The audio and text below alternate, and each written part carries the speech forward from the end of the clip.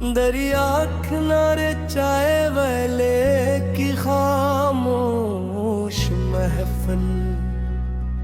शहर से कुछ फासले पर एक पराना दरिया बहता था। इसके किनारे एक कच्ची सड़क गुजरती थी, जहां दिन भर मुसाफिर आते जाते रहते थे।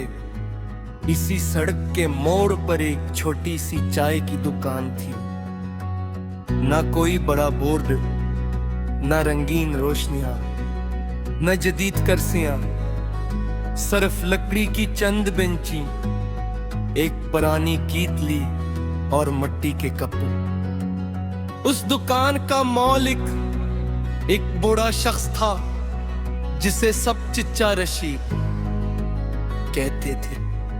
चच्चा रशीद की चाय पूरे इलाके में मशहूर थी, मगर इससे ज्यादा मशहूर इसकी खामोशी थी। वो कम बोलता था, ज्यादा सुनता था।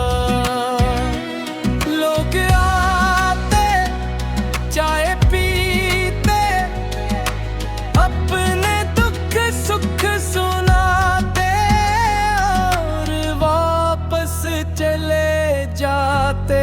मगर चच्चा रशीद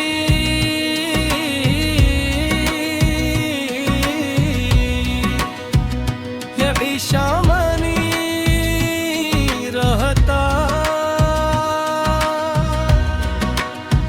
एक शाम में भी इस दुकान तक जा। सूरज गुरूब होने के करीब था। दरिया का पानी सुनहरी रोशनी में चमक रहा था और ठंडी हवा चेहरों को छोकर गुजर रही थी। मैंने एक कप चाय मंगवाई और दरिया की तरफ रख के टेक गया। चच्चा रशीद खामोशी से चाय बना रहा था। कुछ देर बाद उसने कप मेरे सामने रखा और चाबी खुशबू हवा में खिल गई। मैंने खुद मोड़ लिया। वाकई इसका जायका मुनफरद था। मैंने मुस्कुरा कर कहा, आपकी चाय वाकई बहुत अच्छी है। वो हल्का सा हंसा, शायद चाय नहीं महाव अच्छा है। मैंने दरिया की तरफ देखा। हवा, पानी और खामोशी वाकई इस चाय का हिस्सा लग रहे थे। मैंने पूछा, आप यहाँ कब से हैं? वो कुछ लम्हे सोचता रहा, फिर बोला, इतना अरसा हो गया है कि अब साल याद नहीं। मैं मुस्कुरा दिया। उसी दौरान एक मुसाफिर आया। इसने जल्दी जल्दी चाय दे और चला गया कि ओघ बिजर काए। कुछ देर बैठे थी, आग की बाती और वापस रवाना हो गए। चच्चा रशीद सबकी माफी सुनता रहा। मैंने पूछा, मुआसरत में लोगों को सुनने कभी थकते नहीं।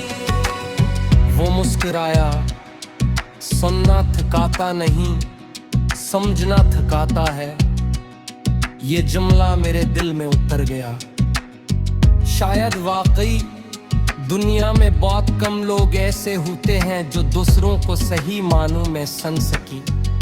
शाम गहरी होने लगी। आसमान नारंगी से जामुनी रंग में बदल रहा था। दरिया का पानी अब सियाही माइल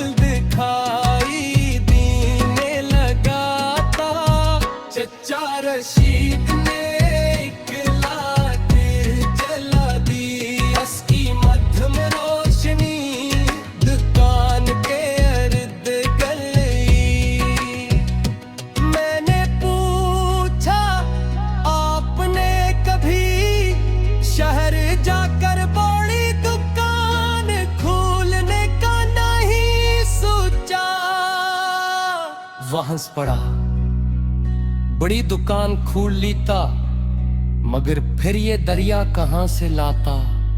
मैं खामोश हो गया। असने जगे कितली पर हाथ रखा और बोला, हर इंसान को अपनी जगह दिली चाहिए। मैंने पूछा, और आपकी जगह यही था? वो मुस्कुराया, हाँ शायद।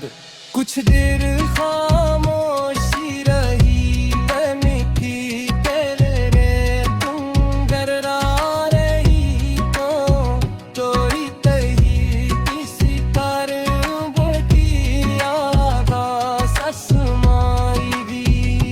सच्चा रशीद ने अच्छा लिखा है, जानते हो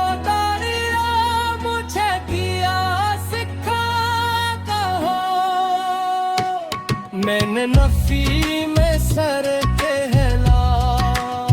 वो बोला कहते लगा।